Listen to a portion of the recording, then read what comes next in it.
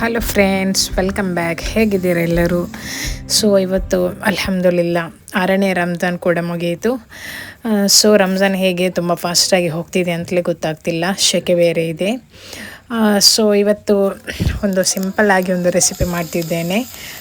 ಹೌದು, ಒಂದು egg puffs ಮಾಡುವ ಅಂತ ಇವತ್ತೊಂದು ಬೇರೆ ಸ್ಟೈಲಲ್ಲಿ ಮಾಡ್ತಿದ್ದೇನೆ. ಸೊ ಇವಾಗ ಫಿಲ್ಲಿಂಗ್ ಎಲ್ಲ ಸೇಮೇ.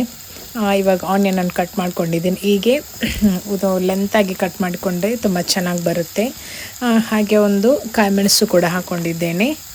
ಅದರೊಟ್ಟಿಗೆ ಒಂದು ಟೊಮ್ಯಾಟೊ ಕೂಡ ಟೇಸ್ಟಿಗಿರಲಿ ಅಂತ ಹಾಕ್ಕೊಂಡಿದ್ದೇನೆ. ಇವಾಗ ಇದೆಲ್ಲವನ್ನು ಚೆನ್ನಾಗಿ ಫ್ರೈ ಮಾಡ್ಕೊಳ್ಬೇಕು. ರುಚಿಗೆ ತಕ್ಕಷ್ಟು ಉಪ್ಪು, ಹಾಗೆ ಸ್ವಲ್ಪ ಜಿಂಜರ್ ಗಾರ್ಲಿಕ್ ಪೇಸ್ಟ್ ಕೂಡ ಹಾಕ್ಕೊಂಡಿದ್ದೇನೆ. ಇವಾಗ ಇದಕ್ಕೆ ಚಿಕನ್ ಮಸಾಲ, ಗರಂ ಮಸಾಲ, ಹಾಗೆ ಪೆಪ್ಪರ್ ಪೌಡರ್, ಚಿಲ್ಲಿ ಪೌಡರ್ ಮತ್ತು ಸ್ವಲ್ಪ ಅರಿಶಿಣ ಹುಡಿ ಇವಿಷ್ಟನ್ನು ಹಾಕ್ಕೊಂಡಿದ್ದೇನೆ. ಇದೆಲ್ಲವನ್ನು ಹಾಕಿ ಚೆನ್ನಾಗಿ ಮಿಕ್ಸ್ ಮಾಡಿಕೊಳ್ಬೇಕು. ಈ ಮಸಾಲೆಗೆ ಬೇರೆ ಏನು ಪೌಡರ್ ಹಾಕಬೇಕು ಅಂತ ಇಲ್ಲ, ಸಿಂಪಲ್ಲಾಗಿ ಇಷ್ಟೇ ಪೌಡರ್ ಹಾಕಿದರೆ ತುಂಬ ಚೆನ್ನಾಗಿರುತ್ತೆ. ಮತ್ತು ಬೇರೆ ಜಾಸ್ತಿನೂ ಹಾಕಿದರೆ ಚೆನ್ನಾಗಿ ಬರುವುದಿಲ್ಲ. ಸೊ ಇವಾಗ ನಾನು ಇದನ್ನು ಸ್ವಲ್ಪ ಹೊತ್ತು ಹಾಗೆ ಫ್ರೈ ಮಾಡಿ ಆಮೇಲೆ ಆಫ್ ಮಾಡಿಬಿಡ್ತೇನೆ. ಸ್ವಲ್ಪ ಕೊತ್ತಂಬರಿ ಸೊಪ್ಪು ಕೂಡ ಹಾಕ್ಕೊಂಡಿದ್ದೇನೆ. ಮತ್ತು ಆವಾಗಲೇ ಗಂಜಿ ಕೂಡ ಮಾಡ್ಕೊಂಡ್ಬಿಟ್ಟಿದ್ದಾರೆ. ಸೊ ಇವಾಗ ನಾನು 3 ಎಗ್ ತಗೊಂಡಿದ್ದೇನೆ. ನಮಗಾದರೆ 3 ಸಾಕಾಗುತ್ತೆ, ಹಾಫ್ ಮಾಡಿಬಿಡ್ತೇವಲ್ವ.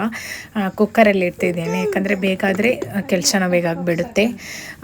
ಸೊ ನಾನು ಹೇಳಿದ್ನಲ್ಲೂ ಸ್ವಲ್ಪ ಬೇರೆ ಟೈಪಲ್ಲಿ ಮಾಡ್ತಿದ್ದೇನೆ ಅಂತ. ಸೊ ಹೌದು, ಸಮೋಸ ಶೀಟ್ ಇಟ್ಕೊಂಡು ಮಾಡ್ತಿದ್ದೇನೆ. ಇಲ್ಲಾಂದರೆ ನಾವು ಶೀಟ್ ಮಾಡಿನೇ ಮಾಡಬೇಕಾಗುತ್ತೆ. ಇದಾದರೆ ಸ್ವಲ್ಪ ಟೇಸ್ಟಿ ಆಗುತ್ತೆ, ಸ್ವಲ್ಪ ಬೇಗನೂ ಆಗುತ್ತೆ. ಇವಾಗ ನಾನು 2 ಸಮೋಸ ತಗೊಂಡಿದ್ದೇನೆ. ಅದನ್ನು ಈ ಥರ ಪ್ಲಸ್ ಟೈಪಲ್ಲಿ ಶೇಪ್ ಮಾಡಿಟ್ಕೊಂಡಿದ್ದೇನೆ. ಅದರ ಮಧ್ಯಕ್ಕೆ ನಾವು ಫಿಲ್ಲಿಂಗನ್ನು ಹಾಕ್ಕೊಳ್ಬೇಕು. ಅದಾದಮೇಲೆ ಒಂದು ಎಗ್ಗನ್ನು ಇಟ್ಕೊಳ್ಬೇಕು. ಇವಾಗ ಇದನ್ನು 4 ಕಡೆ ಫೋಲ್ಡ್ ಮಾಡ್ಕೊಳ್ಬೇಕು. ಎಲ್ಲ ಕಡೆಯೂ ಗಮ್ ಹಾಕ್ಕೊಳ್ಬೇಕು. ಕರೆಕ್ಟಾಗಿ ಅದು ಕವರ್ ಆಗುವ ಹಾಗೆ ಗಮ್ ಹಾಕ್ಕೊಳ್ಬೇಕು. ಫಸ್ಟಿಗೆ ನಾನು ಎಲ್ಲ ಕಡೆ ಹಾಕಲಿಲ್ಲ, ನನಗೆ ಮರ್ತೋಯ್ತು. ಆದರೂ ಪರವಾಗಿಲ್ಲ, ಅದು ಫೋಲ್ಡ್ ಆಗುತ್ತೆ. ಫೈನಲಾಗಿ ಈ ಥರ ಬರುತ್ತೆ. ಒಂಥರ ಪಾಕೆಟ್ ಎಗ್ ಪಪ್ಸ್ ಅಂತ ಹೇಳ್ಬೋದು. ತುಂಬ ಸಿಂಪಲ್. ನೋಡಿ, ನೀವು ಕೂಡ ಟ್ರೈ ಮಾಡಿ.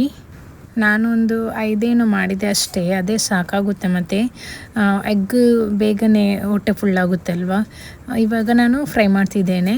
ಫಸ್ಟಿಗೆ 2-3 ಹಾಕ್ಕೊಂಡೆ. ನೋಡಿ, ಅದು ತುಂಬ ಡೀಪಾಗಿ ಫ್ರೈ ಮಾಡಬೇಕಾಗುತ್ತೆ, ಯಾಕಂದರೆ 2 ಶೀಟ್ ಇರ್ತದಲ್ವ. ಜಾಸ್ತಿ ಸ್ಲೋ ಇಡ್ಲಿಕ್ಕೂ ಆಗೋದಿಲ್ಲ, ಮತ್ತು ಅದು ಎಣ್ಣೆ ಆಮೇಲೆ ಮೀಡಿಯಮ್ ಫ್ಲೇಮಲ್ಲಿ ಇಟ್ಟರೆ ಸಾಕು. ನೋಡಿ, ತುಂಬ ಕ್ರಿಪ್ಸಿಯಾಗಿ ಬಂದಿದೆ, ಹಾಗೂ ತುಂಬ ಚೆನ್ನಾಗಿತ್ತು ತಿನ್ನಲಿಕ್ಕೂ ಕೂಡ.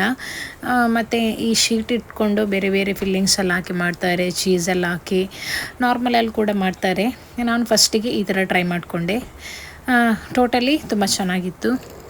ಆಮೇಲೆ ಇದೊಂದು ನೋಡಿ, ಒಂದು ಪುಡ್ಡಿಂಗ್ ಕತೆ ಹೇಳಲೇಬೇಕು ನಿಮಗೆ. ನಾನು ಏನೋ ಮಾಡೋಕ್ಕೆ ಹೋಗಿ ಏನೋ ಆಯಿತು. ಯೂಟ್ಯೂಬಲ್ಲಿ ಒಂದು ನೋಡಿದ್ದೆ, ಕ್ಯಾರಮಲ್ ಪುಡ್ಡಿಂಗ್. ಕ್ಯಾರಮಲ್ ಒಟ್ಟಿಗೆ ಸ್ವಲ್ಪ ಬೇರೆ ಟೈಪಲ್ಲೂ ಇದೆ. ಏನೋ ಆಯಿತು ಗೊತ್ತಿಲ್ಲ, ಟೇಸ್ಟ್ ಬಂದಿದೆ. ಹೇಗೋ ಏನೆಲ್ಲ ಮಾಡಿ ಹಾಕಿದ್ದೇನೆ, ಬಟ್ ಸ್ವಲ್ಪ ಸಿಹಿ ಇತ್ತು. ಆದರೂ ಕೂಡ ಲಾಸ್ಟಿಗೆ ಆಗುವಾಗ ಸ್ವಲ್ಪ ಕಹಿ ಆಗ್ತಿತ್ತು. ಒಂದು ಟೈಪಲ್ಲಿ ಹೇಳಬೇಕಂದ್ರೆ ಫೇಲ್ ಆಯಿತು ಅಂತ ಅನಿಸುತ್ತೆ ನನಗೆ. ಬಿಡಿ, ಅದು ಹಾಗೆ. ಅದರೊಟ್ಟಿಗೆ ನಾನು ಸ್ವಲ್ಪ ಮೊಹಬ್ಬತ್ ಜ್ಯೂಸ್ ಕೂಡ ಮಾಡ್ಕೊಂಡಿದ್ದೇನೆ. ಈ ಥರ ಮಾಡಿದರೆ ತುಂಬ ಟೇಸ್ಟಿ ಆಗುತ್ತಲ್ವ. ಅದು ಡಬಲ್ ಕೋಲ್ಡ್ ಇದ್ದರೆ ತುಂಬ ಕುಡಿಲಿಕ್ಕೂ ಕೂಡ ಖುಷಿಯಾಗುತ್ತೆ.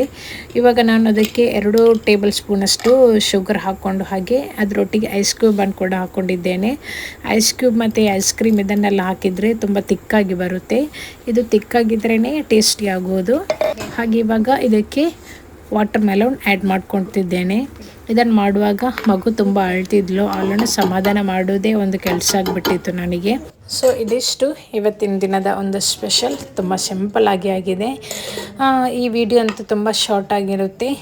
ಅದುವರೆಗೂ ನಾನು ನೆಕ್ಸ್ಟ್ ವಿಡಿಯೋದಲ್ಲಿ ಸಿಗುತ್ತೇನೆ. Thank you, bye.